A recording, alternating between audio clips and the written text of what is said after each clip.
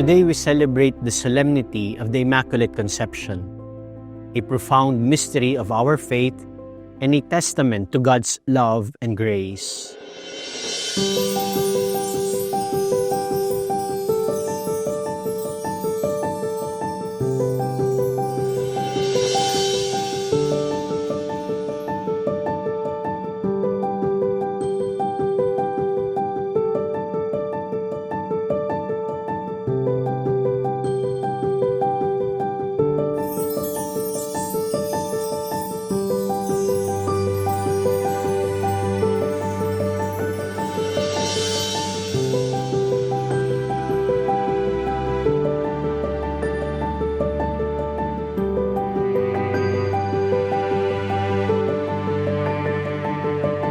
Let us reflect on three key points that this solemn feast offers us. First, God's perfect plan of salvation. The Immaculate Conception reminds us that from the very beginning, God had a plan to save humanity. Ang pagdiriwang natin ngayon ng dakilang kapistahan ng kalinis-linisang paglilihi kay Maria ay ang katuparan ng plano ng Diyos na ituwid ang lahat ng sinira ng kasalanan. Nakakita ng pag-asa ang Diyos sa isang babae ng pangalan ay Maria.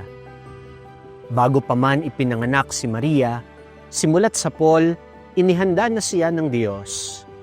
May magandang plano agad ang Diyos para sa kanya. Ipinaglihi siyang walang bahid dungis o mantsa ng anumang sala. Mary was conceived without original sin because she was chosen to be the mother of Jesus, the Savior of the world. This shows us that God's plan is not random. It is intentional and filled with purpose. And just as God prepared Mary, He also has a plan for each of us in His work of salvation. Second, Mary as a model of grace and holiness. Mary's Immaculate Conception shows us the power of God's grace. She lived her life in perfect union with God's will, free from sin. Kaya kung may isang bagay na magandang matularan natin kay Maria, ito ay ang kanyang pag-aalay ng kanyang buong buhay sa Diyos. Ang laman lagi ng kanyang isip ay walang iba kundi ang Diyos. Ang laman ng kanyang puso ay tanging ang Diyos. Ang lahat sa kanyang buhay ay sa Diyos, at sinikap niyang hindi gumawa ng anumang bagay na maglalayo o magwawalay sa Kanya sa Diyos. Ganito itinalaga ni Maria ang kanyang buong sarili sa Panginoon, kaya't nanatili siyang malinis buong buhay, dahilan upang maging kalugod-lugod siya sa Panginoon. While we are not sinless, we are called to imitate Mary's trust, humility, and openness to God. Her life encourages us to rely on God's grace to overcome our weaknesses and grow in holiness.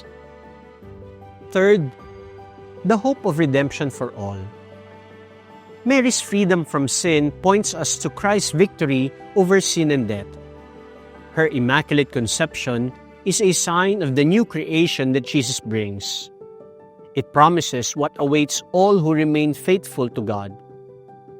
Through Mary, we are reminded of our hope in Christ and the joy of eternal life with Him. Kay Jesus, na anak ng Diyos at anak ni Maria, aahon tayo mula sa pagkakasadlak sa kasalanan. Sa kamatayan at muling pagkabuhay ni Jesus, naipanganak na muli tayo sa grasya ng Diyos. Muli tayong ipinaglihi sa Diyos at sa grasya. Kaya may lakas at sandata tayo laban sa kasalanan. Iyon ay kung handa nating pagsumikapan na tumugon palagi sa paanyaya ng Diyos na mamuhay sa Kanyang grasya. As we celebrate the solemn feast of the Blessed Virgin Mary, let us once again fix our gaze on Mary and listen intently to her response to God's invitation. She said, "I am the handmaid of the Lord. Be it done to me according to your word." Truly, the life of Mary is a life of courageous yes to God's will. Mga kapatid, ang bukas na pagtugon at ang malalim na pananampalatayang katulad ng kay Maria ang kailangan natin para makiisa din tayo sa magandang plano ng Diyos. Isang klase ng pananampalataya na ipinagkakatiwala at ipinapaubaya ang lahat sa Panginoon. Katulad ni Maria, kailangan nating tumugon sa Diyos ng may katatagan at matibay na paniniwala na kahit tumalon tayo sa kawalan, sasaluhin tayo ng Diyos.